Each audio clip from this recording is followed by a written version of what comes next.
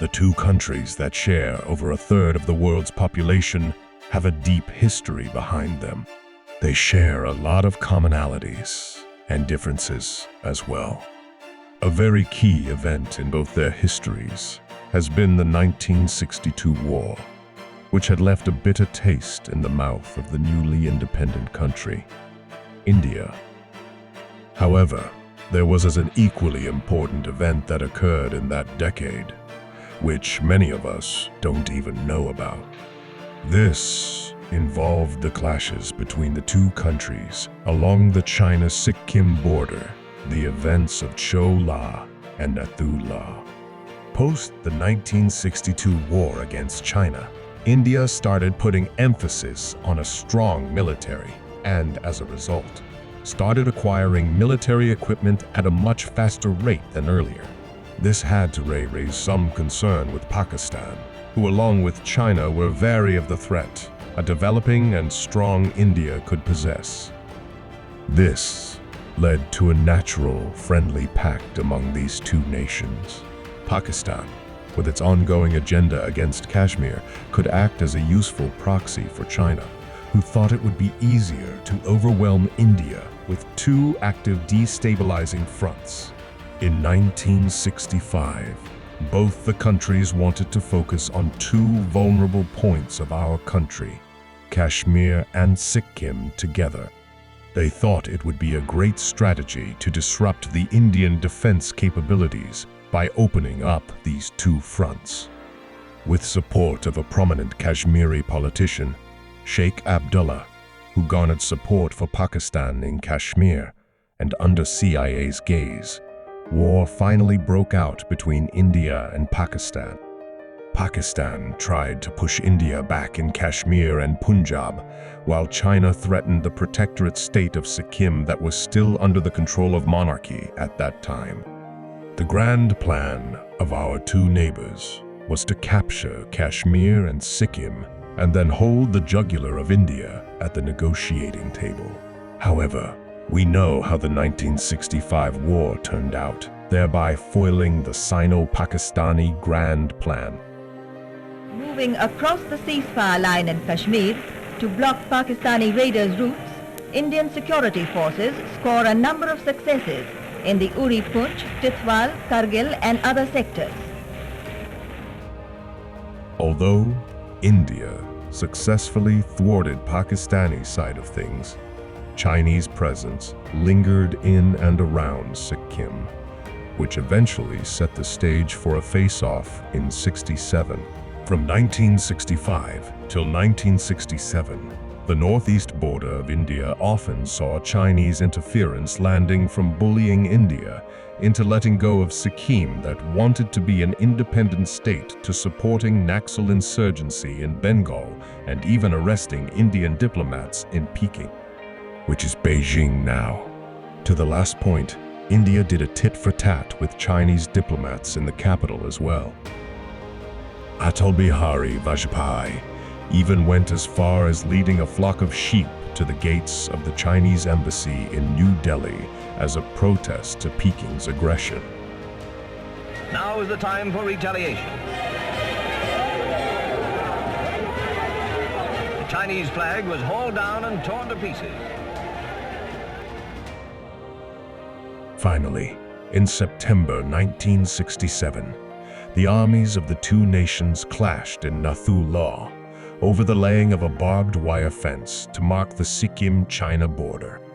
The Chinese had started machine gun fire on the exposed fence, laying Indian party. This was soon followed up by heavy Chinese artillery firing. The Indians were caught by surprise, and although they started machine gun fire back, the artillery use required permission from the higher-ups. This bureaucratic way required Lieutenant General Sagat Singh to contact the Army headquarters first, which in turn needed to contact the Defense Ministry, which would effectively have taken hours and let Chinese gain early advantage of that region. Time was running out, and we were staring at a repeat of 1962. Thinking this, Sagat Singh decided to order the artillery fire himself. It is also said that our then Prime Minister, Indira Gandhi, who was attending an important meeting when asked for permission, even though Sagat Singh had already ordered the go-ahead, ordered the use of artillery without hesitation. Our artillery officers had control of higher points and rose to the occasion, thereby bombarding the Chinese bunkers with unrelenting fire, leading to loss of their bunkers, communications, and lives.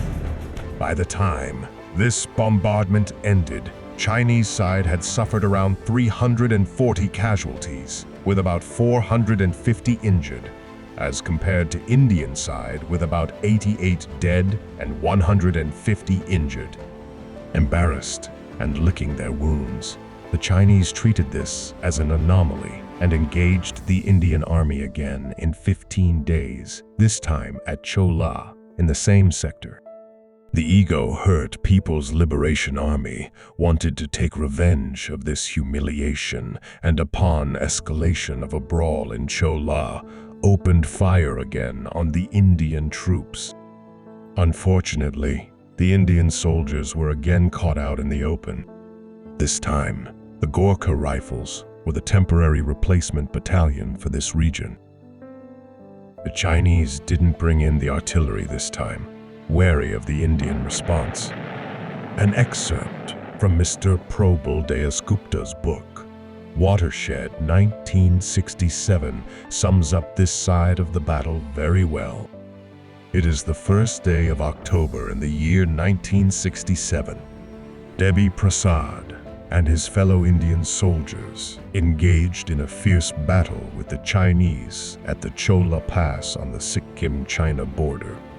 Letting out a war cry, the young Gorkha turns into a raging tiger and rushes towards the well-armed Chinese soldiers. In a flash, he draws out the deadly kukri from the scabbard, raises it to the sky and brings it down on the Chinese light machine gunner before his forefinger could pull the trigger. Debi moves like lightning as he swipes, swings and slashes, letting the traditional shiny dagger heave and strike in a fearsome display of hand-to-hand combat. He scythes through the Chinese forward line of defense, lopping off 5 heads as soldiers fall around him. The collective might of the enemy front line is not enough to stop this short, sturdy young man. By the time a desperate bullet knocks him dead, Debi Prasad has destroyed the much-vaunted Chinese defensive wall. Debi's kukri continues to haunt the Chinese. His heroics steered India towards certain victory, an outcome that would change Indo-China relations forever. Under the leadership of Lieutenant General Sagat Singh, Indian soldiers were successfully able to defeat the Chinese in this battle that lasted a few days. The casualties on Chinese and Indian side were about 35 and 15 respectively. The Chinese weren't expecting such a result after their 1962 confidence booster. The same people again beat China, leaving them shell-shocked over 2 successive defeats within a month. Suddenly, the vulnerable corridor seemed like an unconquerable fortress to the Chinese. This war laid the foundation of Chinese, skipping the participation in the Indo-Pak 1971 war. The importance of Siliguri Corridor, that is a thin piece of land connecting India to the northeast, couldn't be stressed enough in the 71 war. If Chinese had acquired this part of land as per their plan, they would have been able to easily assist the Pakistani forces in East Pakistan and literally cut off the northeast part from the mainland. The importance of these victories is often forgotten within our history textbooks. Hardly any people know how these victories helped shape up India's responses to China in future. The 2 critical standoffs, Samdarang Chu in 1986 and Doklam in 2017.